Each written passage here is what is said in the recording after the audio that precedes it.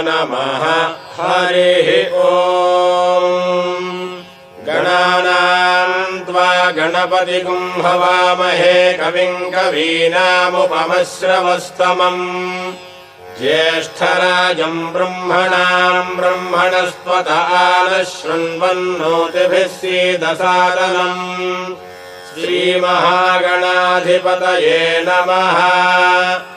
अस्य श्रीरुद्रस्य प्रश्नस्य अघोर ऋषिः अनुष्टुप्छन्दः सङ्कर्षणमूर्तिस्वरूपो योऽसावादित्यः परमपुरुषः स एष रुद्रो देवता।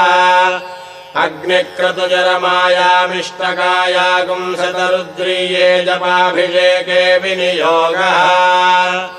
ध्यानम् आपातालनभस्थलान्तभुवन ब्रह्माण्डमाविस्फुरत् ज्योतिस्फाटिकलिङ्गमौलिविलसत्पूर्णेन्दुवान्तामृतैः अस्तोकाप्लुतमेकमीशमनिशम् रुद्रानुवाकाञ्जपेत्। ध्यायेदीप्सितसिद्धये ध्रुवपदम् विप्रोऽभिषिञ्चेच्छिवम्। ब्रह्माण्डम् व्याप्तदेहा भसितहिमरुचा भासमाना भुजङ्गैः।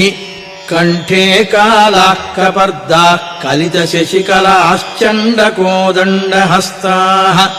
त्र्यक्षा रुद्राक्षमालाः सुललितवपुषः शाम्भवा मूर्तिभेदाः। रुद्राः श्रीरुद्रसूक्तप्रकटितविभवा न प्रयच्छन्तु सौख्यम्।